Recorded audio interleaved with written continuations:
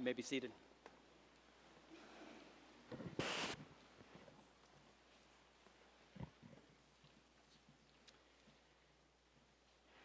Being a child of my age, the morning newspaper ritual at my house involves a cup of coffee and opening the Daily Memphian app on my phone, which is where on Wednesday I saw that the final lineup for the Beale Street Music Festival has been announced.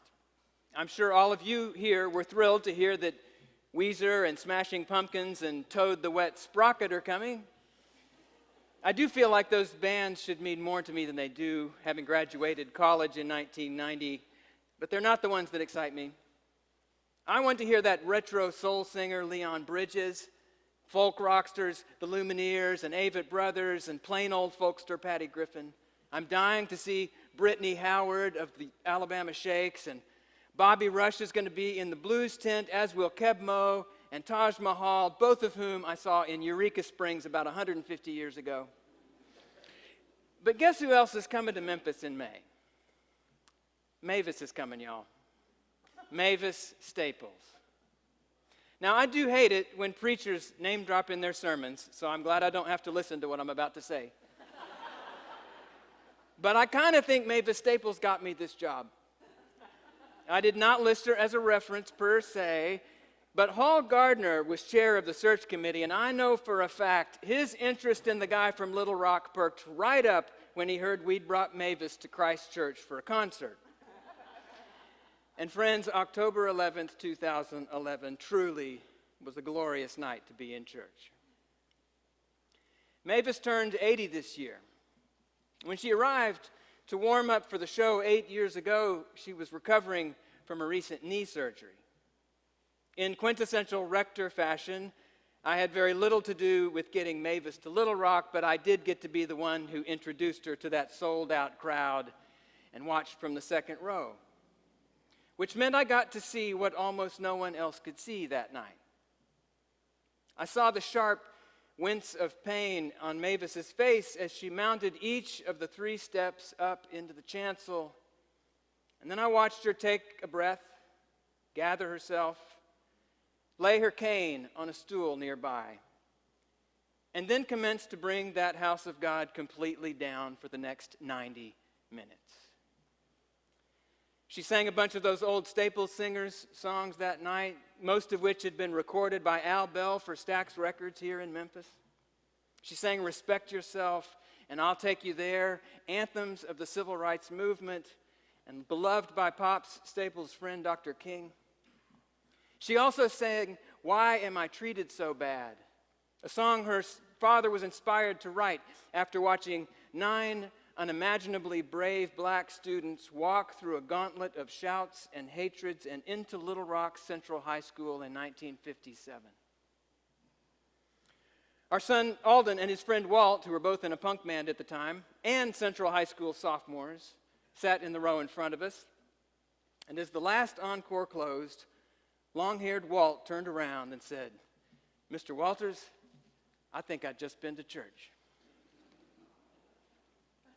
Now, I tell you all of this now to say that there are people in this world who have experienced great loss and injustice and pain, and to carry these experiences with them into the making of their art. But of these, there are also just a few who do so in a way that transcends their suffering without denying it and transforms it into something new.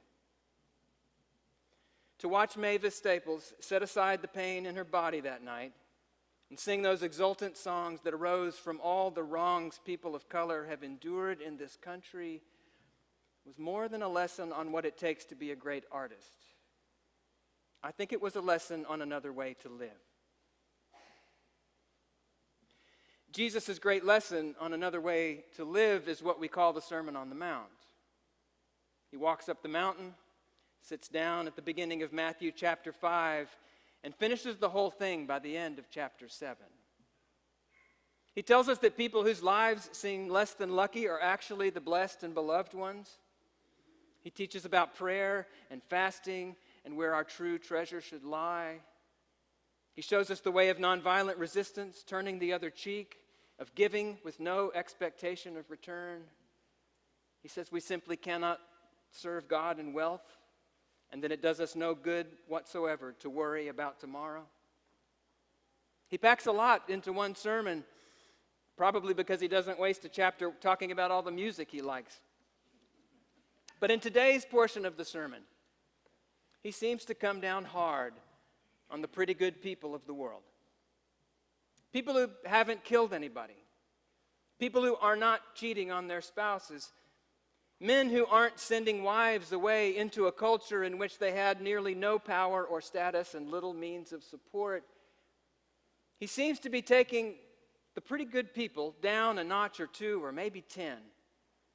Because by the time he's finished this little section and told us to let our yeses be yes and our nos to be no, we find the pretty good people in the same camp as murderers and adulterers, and probably by extension with the committers of whatever sins you happen to find hardest in this world to forgive.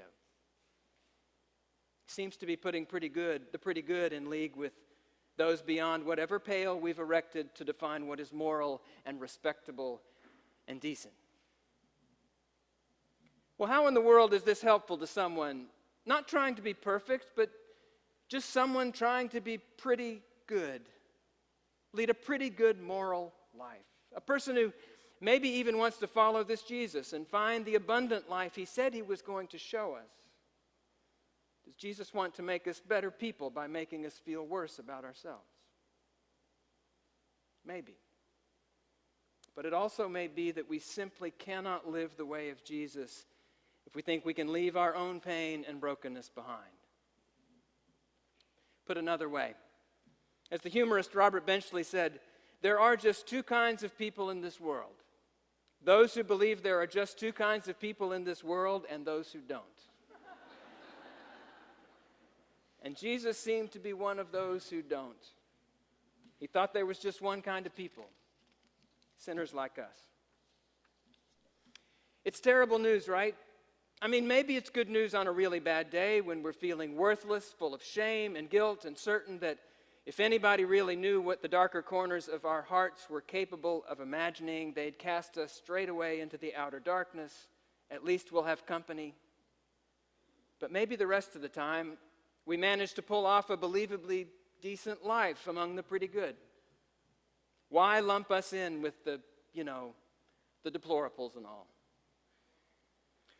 Well, there's a lie I think we begin to believe from the time we have a sense of what fairness is. And the lie is that hypocrites lose the right to comment on the way things are.